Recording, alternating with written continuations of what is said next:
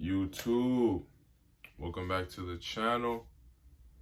In today's video, I got a question for all of you guys watching, bro. How many of you guys have isolated yourself this year? Have you guys truly put your head down and completely focus 1,010% on what you desire and what you want out of life? How many of you guys have sacrificed time with family? How many times you guys sacrifice time with your girlfriend, time with you, just time in general?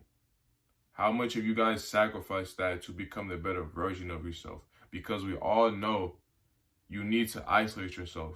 You need to go through a certain time cycle and a certain point where you completely focus in and zone in on what you want out of life. With no distractions, no friends, no girlfriends, no family, just an entire year dedicated to you. An entire year. And people from the outside will constantly look at you like you're selfish, or look at you like you think you're above them, or you want to do better than them in life. But isolating yourself is what's going to get you to that 1%, that next level that you didn't even know you could get to by just being by yourself. You need to be by yourself. A lot of you guys and a lot of people in general cannot be by themselves and sit with their thoughts and really analyze the way their life is going. A lot of people can't do that. A lot of people won't admit that. A lot of people will not admit that. But if you can get through that time point, whether it's 6 months, a year, if you can just dedicate that year and that time to just isolating yourself and completely zoning in on what you want out of life, I promise you will get it. We all need to have that era in our life where we completely shut out everybody else and everything around us. There needs to be a point that we actually have that, because many of us don't.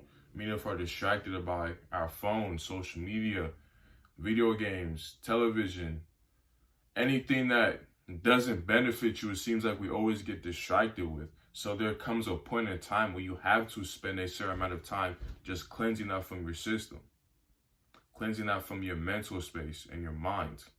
There has to be a time period where you do that. And then you will see the true version of yourself, and you will see the way you are, the way you act. And then you can start doing some mental reconstruction and start fixing your patterns, your bad habits, and the way that you act in general. You need to have that point so you can reinvent yourself, in a sense. You can reinvent yourself. That's why quarantine was, I think, a blessing in disguise for a lot of people. Quarantine helped you. If you took advantage of it, it made you be able to reinvent yourself. You were able to be like, I'm going to work out. You were able to reinvent yourself.